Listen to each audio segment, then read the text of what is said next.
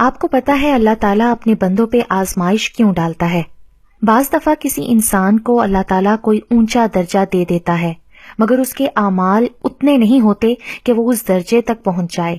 یعنی وہ اچھا آدمی ہوتا ہے مگر بہت زیادہ نیکیاں نہیں کر پا رہا ہوتا، اور اللہ تعالیٰ ناانصافی تو نہیں کر سکتا نا. سو اس شخص کو اس درجے تک پہنچانے کے لیے، سمجھے پہلی سیڑھی پہ کھڑے شخص کو 10ویں سیڑھی تک پہنچانے کے لیے اللہ اس پہ پریشانیاں ڈالتا ہے تاکہ اس کے گناہ جھڑیں. ظاہر ہے گناہ کم ہوں گے تو وہ اوپر اٹھتا جائے گا. جس دن وہ اس مقام تک پہنچ جاتا ہے اس کی آزمائش کھول دی جاتی ہے. یہ میری خود سے گھڑی بات نہیں ہے، یہ صحیح حدیث کا مفہوم ہے. مصیبتیں انسان کو بیدار کرنے کے لیے آتی ہیں، نہ کہ پریشان کرنے کے لیے. حضرت علی رضی اللہ تعالیٰ عنہ سے کسی نے پوچھا، یہ کیسے پتا چلے گا کہ جو پریشانی یا مصیبت ہم پر آئی ہے وہ اللہ کی طرف سے آزمائش ہے یا ہم پر اللہ کی طرف سے سزا ہے؟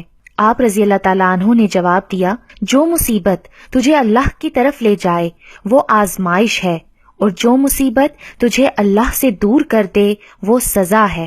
اگر چیزیں تمہاری مرضی کے مطابق ہو رہی ہیں تو تم اچھی قسمت والے ہو، لیکن اگر نہیں ہو رہی تو تم بہت خوش قسمت ہو، کیونکہ وہ اللہ کی مرضی کے مطابق ہو رہی ہیں. جناب امیر المومنین حضرت سیدنا عمر فاروق رضی اللہ تعالیٰ عنہ نے فرمایا، جب بھی مجھ پر مصیبت آتی ہے تو مجھے اس میں 3 نعمتیں نظر آتی ہیں.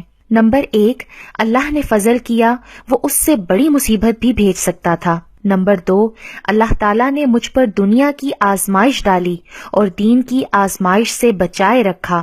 نمبر 3، اللہ تعالیٰ اس مصیبت کے عوض قیامت کے روز مجھے نواز دے گا. دکھ میں اور مصیبت میں کبھی پچھتاوے کے آنسو نہ بہاؤ، بلکہ یہ سوچو کہ تم وہ خوش نصیب ہو جسے اللہ نے آزمائش کے قابل سمجھا. مصیبت کا مقابلہ صبر سے کرو اور نعمتوں کی حفاظت شکر سے. نبی پاک صلی اللہ علیہ وآلہ وسلم نے فرمایا، مومن کا عجیب حال ہے، بلا شبہ اس کی ہر حالت بہتر ہے، اور مومن کے سوا یہ کسی دوسرے کو نصیب نہیں کہ اگر اسے خوشی نصیب ہوئی تو شکر کیا اور یہ اس کے لیے بہتر ہوا، اور اگر تکلیف پہنچی تو اس نے صبر کیا، یہ بھی اس کے لیے بہتر ہوا. کچھ مصیبتیں اور تکلیفیں ہمارا امتحان لینے کے لیے نہیں بلکہ اپنے ساتھ جڑے لوگوں کی پہچان کروانے آتی ہیں. مصیبت میں گھبرانا بھی ایک مصیبت ہے. چھوٹی سے چھوٹی یا بڑی سے بڑی مصیبت اور تکلیف کے وقت سب سے زیادہ توبہ اور استغفار کرنی چاہیے. جب دل میں ایسا غم پیدا ہو جائے جس کی وجہ سمجھ نہ آئے تو وہ انسان کے کسی ایسے گناہ کا نتیجہ ہوتا ہے جس کی اس نے ابھی تک توبہ نہیں کی. آزمائش جتنی سخت ہوگی انعام بھی اتنا ہی اچھا ملے گا.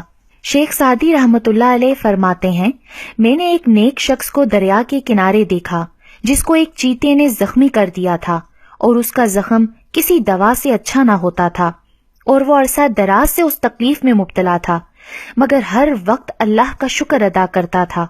لوگوں نے اس سے پوچھا کہ شکر کس بات کا ادا کرتے ہو؟ اس نے جواب دیا، اس لیے کہ مصیبت میں مبتلا ہوں، نہ کہ گناہ میں.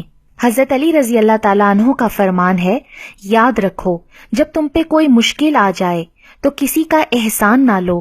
مصیبت 4 دن کی اور احسان زندگی بھر کا ہوتا ہے. اللہ کو بڑے پیارے ہیں وہ لوگ جو سخت مشکل اور مصیبت میں بھی صرف اور صرف اللہ پاک کو مدد کے لیے پکارتے ہیں. مصیبت کے وقت مایوس نہیں ہونا چاہیے. مایوسی ایک دھوپ ہے جو سخت سے سخت وجود کو جلا کر راکھ کر دیتی ہے. مشکلوں اور مصیبتوں کے وقت بھی ہمیشہ دعا مانگا کریں، کیونکہ ممکن اور ناممکن تو صرف ہماری سوچوں میں ہے، اللہ کے لیے تو کچھ بھی ناممکن نہیں. خدا ترسی یہی ہے کہ انسان جس تکلیف اور مصیبت میں سے خود گزرے اسے دوسروں پر مسلط ہرگز نہ کرے. یہی انسانیت کی معراج ہے. رسول کریم صلی اللہ علیہ وآلہ وسلم نے فرمایا، اگر کسی بندے کو کوئی تکلیف یا صدمہ پہنچے اور وہ یہ الفاظ کہے تو اللہ تعالیٰ اسے ضرور اس کا نعم البدل عطا فرما دیتے ہیں، اور وہ الفاظ یہ ہیں، انا للہ و انا علیہ راجعون، اللہم اجرنی فی مصیبتی و اخلف لی خیرم منہا. یقیناً ہم اللہ ہی کی ملکیت ہیں اور اسی کی طرف لوٹ کر جانے والے ہیں. اے اللہ مجھے میرے اس صدمے یا تکلیف کا اجر دے اور بدلے میں مجھے اس سے زیادہ بہتر دے۔